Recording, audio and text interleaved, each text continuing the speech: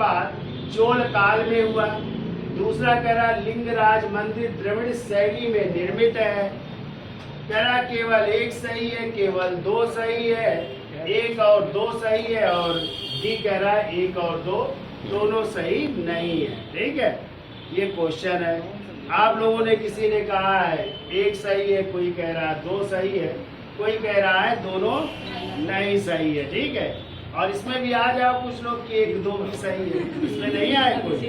चलिए, इसमें भी कोई नहीं आया है, केवल तीन ही आंसर है आए हैं अभी। तो चलो इसको तो गलती मान लेते हैं।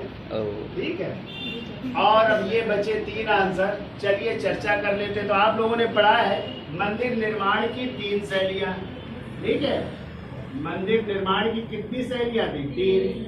एक थी नागर शैली, एक थी द्रविड़ शैली, और एक थी बेसर शैली। ठीक है, नागर शैली जो है उत्तर भारत के जितने भी मंदिर हैं उन सब में किस शैली का प्रयोग हुआ है? नागर। दक्षिण भारत में द्रविड़ शैली का, और दोनों का जो मिश्रण है वो कहलाती है बेसर शैली। जैसे वैसल राजाओं ने जो मंदिर निर्माण बनाए वो किस शैली में? बेसर। अब देखिए चर्चा कर लेते। कह रहा है द्रविड़ शैली का सूत्रपात चोल काल में। तो अभी अपने ऊपर लिखा द्रविड़ शैली कहाँ की विशेषता है? दक्षिण भारत की। और चोल कला भी कहाँ की है? दक्षिण भारत। लेकिन यहाँ पे एक शब्द लगा है सूत्रपात, यानी इसकी शुरुआत किसने की? तो आपको पता है कि द्रविड़ शैली के सूत्रपात माने जाते हैं पल्लव काल में। किस काल में? पल्लव काल या पल्लव वंश में। पल्लव वंश के बाद ही आता है चोल वंश, यानी चोल वंश से पहले कौन सा वंश आया? पल्लव वंश। और इस पल्लव वंश में इस द्रविड़ शैली का विकास हुआ। तो आप लोग पढ़ेंगे कि द्रविड़ शैली में या पल्लव वंश में मंडप बने, और मंडप के बाद जो है रथों का निर्माण हुआ। किसका निर्माण हुआ? रथों। तो सर्वप्रथम जो है पल्लव जो शैली थी या उसमें जिन मंडप के निर्माण का योगदान किया जाता है जिस शासक का, उसका नाम है महेंद्र वर्मन। क्या नाम है? और इसी की शैली को कहते हैं महेंद्र शैली कहते हैं। और इसमें किसके निर्माण हुए? मंडपों में रामानुज मंडप, तमाम सारे मंडप बने। ठीक है, फिर आप लोग पढ़ते हैं रथ, और रथों में आप लोगों ने पढ़ा है एकाश में रथों की चर्चा की है। एकाश में रथ मंदिरों की चर्चा की है, हमने पढ़ाया भी आपको। और इन मंदिरों को ही कहते हैं शब्द पगौड़ा। क्या कहते हैं? शब्द पगौड़ा रथ मंदिर कहते हैं। ठीक है, और ये कहाँ पे बनाए गए थे? ये बनाए गए थे महाबलीपुरम। महाबलीपुरम, जिसे मामल्लपुरम भी कहते हैं। और इनका निर्माण करवाया था जिस पल्लव शासक ने, उसका नाम था नरसिंह वर्मन प्रथम, या इन्हीं को महामल्ल भी कहते हैं। क्या कहते हैं?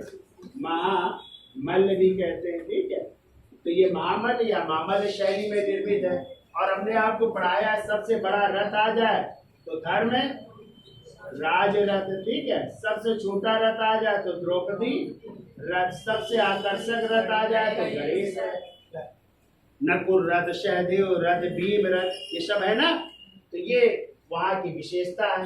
तो पल्लव काल में, और ये जो मंदिर बने ये किस शैली में है सर? द्रविड़ शैली का उदाहरण माने जाते हैं। तो द्रविड़ शैली का सूत्रपात कहाँ से हुआ? पल्लव वंश से। तो महेंद्र शैली, मामल्ल शैली, फिर राज सिंह शैली पढ़ते हो, फिर नंदी वर्धन शैली, अपराजित शैली पढ़ते हो ना। चार प्रकार की शैलियां पढ़ते हैं आप लोग, जिसको डिफाइन किया है उस समय के प्रसिद्ध कलाविद पर्सी ब्राउन ने।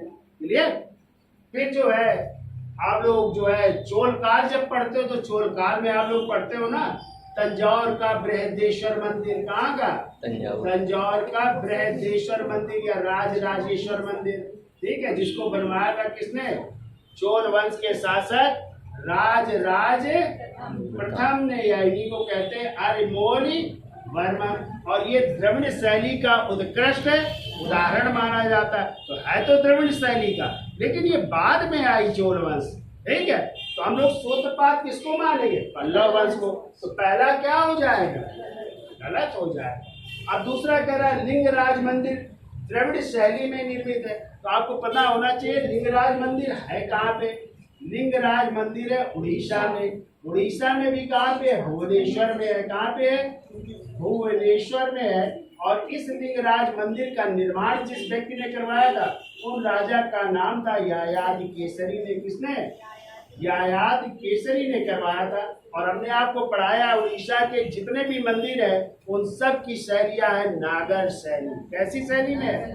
नागर शैली में निर्मित है। ठीक है, तो यहाँ पे क्या कह रहा है? द्रविड़ शैली। तो ये क्या हो जाएगा? ये भी गलत हो जाएगा। ये द्रविड़ शैली में नहीं है लिंगराज मंदिर, बल्कि किस शैली में है?